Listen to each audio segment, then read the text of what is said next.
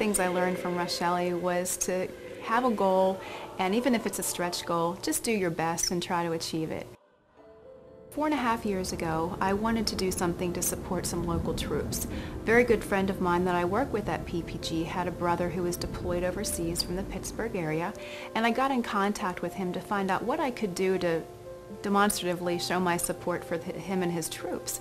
He responded back that he and his platoon would like Under Armour.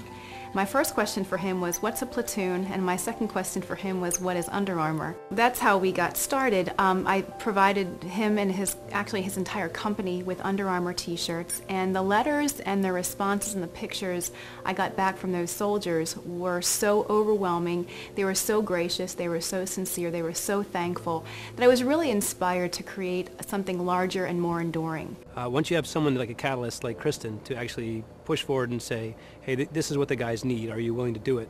She was overwhelmed to find out that people actually were willing to do that. Help yourself to the box. There's plenty of packing material, so if the boxes aren't quite full, please fill it up. These are both Allen. And this is drinks. And what's in here, snacks? Snacks and drinks. Snacks and powdered drinks. And we were even more so overwhelmed to actually receive the Under Armour t-shirts, because I thought it was really going to be maybe one or two for a guy, not necessarily the whole platoon.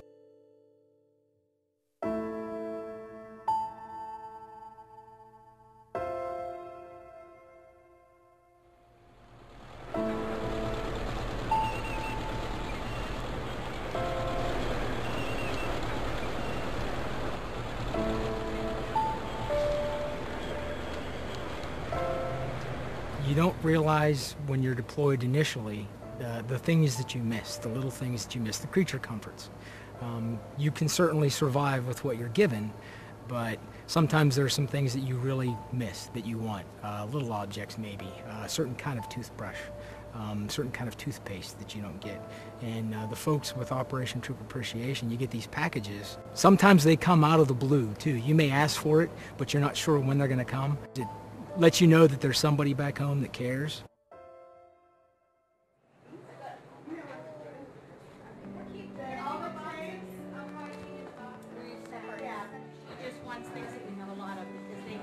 OTA is different than a lot of troop support organizations. We actually tailor our care packages to meet the unique needs of each unit that we work with. Kristen contacted me and asked me if there was anything that my company could need.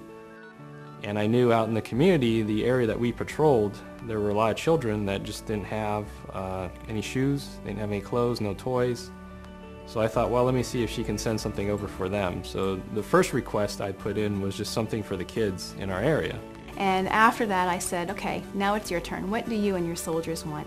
And they asked for a weightlifting machine and some coffee and some movies and some other miscellaneous morale items, and we sent those things over. We hit it off, and 3 years later we got married. It was a wonderful story because I actually got something out of the organization too. I got my wish list fulfilled too.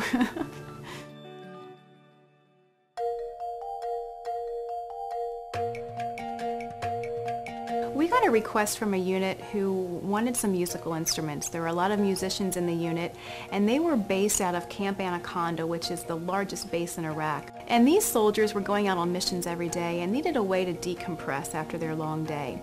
So they were interested in playing some music, and they contacted Operation Troop Appreciation asking for some musical instruments. Kristen really did a nice job. So really we had a full band's worth of stuff there. We had a Master Sergeant. He was an active component. Master Sergeant Law.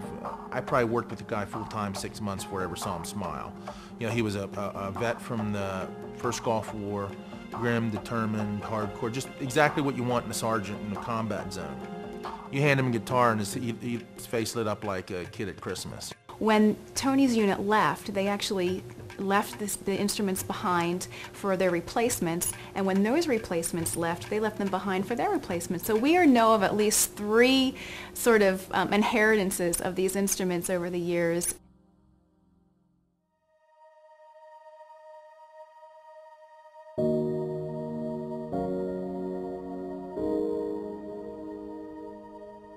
There's a situation where I look back and had I done something differently, would that guy be alive? You don't know. You certainly don't want to know, thinking, boy, I failed as a leader and I got someone killed. and then somebody's, husband or son wouldn't come home. And that was what scared me the most.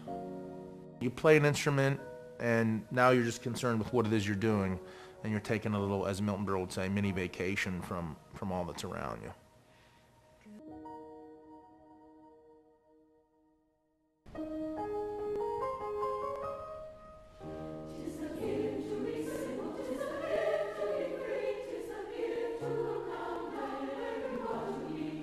It's interesting that Kristen talks about the process that we've gone through here, where we take relatively average singers and turn them into exceptional choirs. What I see her doing is taking average volunteers and turning them into a phenomenal organization that makes a difference that is beyond anything we could have imagined here. Operation Troop Appreciation is one of the most fulfilling, worthwhile things I've ever done with my life, and I just feel blessed to even be able to do this. It's a lot of time. We're always doing fundraisers, we're always corresponding with soldiers, we're always fulfilling wish lists, we're always out in the community and working with groups who want to support the troops, and there's a lot of work to be done, and it's all done through volunteers. We get the most beautiful letters, the most beautiful emails, very touching pictures back from the troops who have smiles from ear to ear because of some packages they opened up from OTA, and that's our reward. Ms. Holloway and members of Operation Troop Appreciation, thank you very much for sending the letter and all the goodies. They really made our day. Let me tell you how the care and outreach from people I have never met will affect me. My best friend in the world, Sergeant Ryan Montgomery Campbell, was killed over here in April of 2004. That was the end of my first tour. Ryan is resting in Arlington National now, and when I leave the Army to give him one last salute, I'll be able to conjure reasons for him being there. People like yourselves will be those reasons. The sort of people who would write a letter to someone they've never met.